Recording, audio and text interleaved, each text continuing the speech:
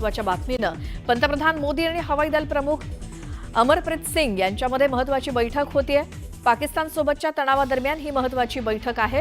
विशेष म्हणजे काल मोदींनी नौदल प्रमुखांसोबत बैठक घेतली होती आणि या बैठकांमुळे पुन्हा एकदा सर्जिकल स्ट्राईक पाकिस्तानवरती केला जाणार का याच्या चर्चा सुरू झालेल्या आहेत।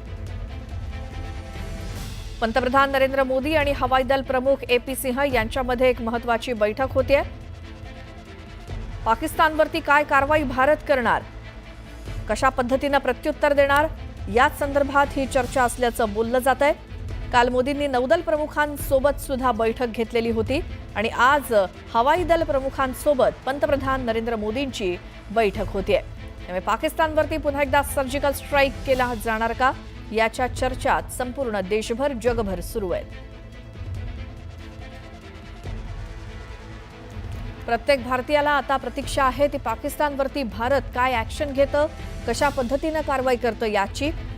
मात्र त्या संदर्भात वरिष्ठ पातळीवरती बैठका गेल्या काही दिवसांपासून सुरू आहेत। आज हवाई दल प्रमुख आणि पंतप्रधान यांची बैठक होते। अधिक माहिती घेऊयात आमचे प्रतिनिधी प्रशांत लीला रामदास यांच्याकडनं। प्रशांत, काय माहिती एकूणच?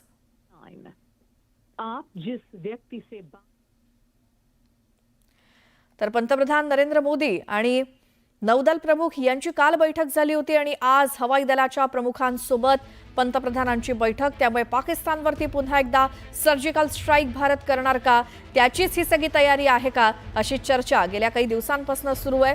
पंतप्रधानांच्या उच्च स्तरावरती, उच्च पातळीवरती विविध बैठका गेल्या काही दिवसांपासून म्हणजे या पहलगाम हल्ल्यानंतर सुरू आहेत।